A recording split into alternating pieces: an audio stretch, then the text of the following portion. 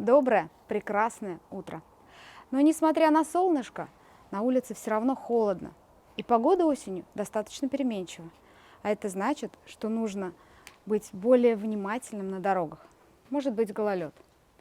А также нужно быть более осторожным с электрооборудованием, не перегружать сети, когда вы включаете, да, отопление в доме там, или печное оборудование. В общем, пожалуйста, будьте внимательны, несмотря на то, что сейчас на улице осень и на улице холодно. Давайте поговорим в прямом эфире о происшествиях, какие произошли в республике. Доброе утро.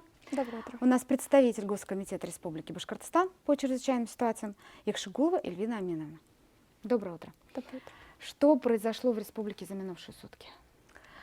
За прошедшие сутки на территории республики чрезвычайных ситуаций не зарегистрировано. По оперативным данным произошло 17 техногенных пожаров, к счастью, без пострадавших и погибших. Также происшествий на водных объектах не зарегистрировано.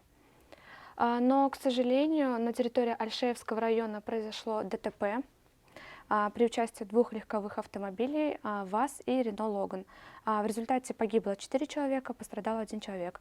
Предварительной причиной ДТП является то, что водитель ВАЗ выехал на встречную полосу и, как следствие, произошло лобовое столкновение. Давайте об этом ДТП мы более подробно поговорим с представителями Главного управления МЧС России по Республике Башкортостан чуть позже.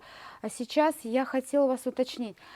Как вы, Госкомитет по чрезвычайной ситуации в республике, как вы прогнозируете вероятность происшествий вот в такую погоду, например? Сотрудниками Государственного комитета Республики Башкортостан по чрезвычайным ситуациям разработана инфографика вероятностных происшествий природного и биолого-социального характера на территории республики. Давайте рассмотрим месяц октябрь. На слайде представлены риски возникновения чрезвычайных ситуаций и вероятностные последствия. Рисками возникновения чрезвычайных ситуаций является начало отопительного сезона, различные гидрологические явления, метеоявления, массовое поражение леса, эпизоотия, агрометея явления и метеорологические явления. То есть это то, что мы говорим, да, то есть это вот печное оборудование начинает включать, да, обгревать помещение газовыми горелками, электрооборудованием, перегружать сети, то есть это и есть риск возникновения чрезвычайно, Да. Один из рисков возникновения ситуации. Да, все верно. А вероятность? Вероятностными последствиями являются увеличение количества пожаров по причине несоблюдения правил пожарной безопасности, возможное нарушение водоснабжения населения, падение опор ЛЭП, гибель лесов и также возможны единичные случаи заболевания животных и людей и гибель сельхозпосевов и, конечно же, ухудшение видимости, которые могут привести к дорожно-транспортным происшествиям. Да, то есть вот мы даже видим, что животные, которые, вот, например, да, в такую замечательную погоду человек вышел погулять, и к нему подбегает, казалось бы, да, животное, лисица или белочка, нужно быть очень аккуратным, очень внимательным, потому что на самом деле дикие животные, они не приходят к людям самостоятельно, да, они более боязливы, но если уж подошли, пожалуйста, будьте аккуратны, внимательны, чтобы не заразиться бешенством. Да, далее.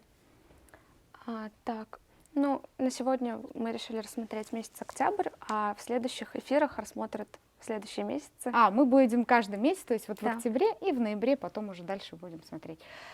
Все понятно, но в любом случае, давайте еще раз проговорим. Мы не устанем об этом повторять, чтобы вы, уважаемые жители нашей республики, берегли себя, берегли своих близких, будьте очень внимательны за рулем, на дорогах, соблюдайте дистанцию, не отвлекайтесь на телефоны, на гаджеты ваши.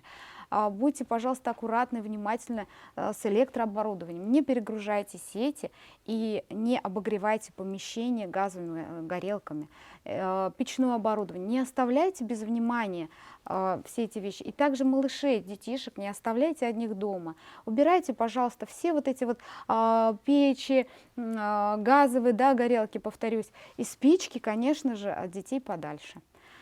Ну а мы, команда ЦУРа, желаем вам хорошего дня, хорошего настроения. Берегите себя и своих близких. Хорошего дня.